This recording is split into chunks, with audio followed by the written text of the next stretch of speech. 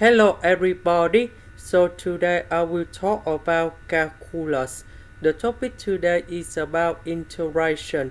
So now I will show you how to answer. We need to expand this one.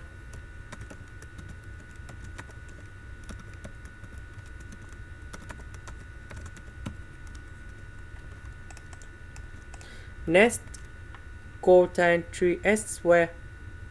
We will change into cosecant of 3x squared minus 1.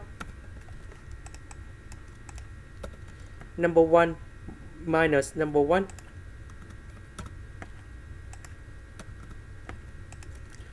About this one, we change into cosine 3x over sine 3x. And now we can get the final answer.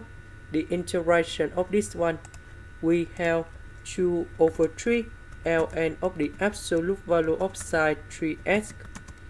The integration of this one, we will have about negative 1 over 3 cosine 3x, and we put about c in here. This is the end. Thank you for watching.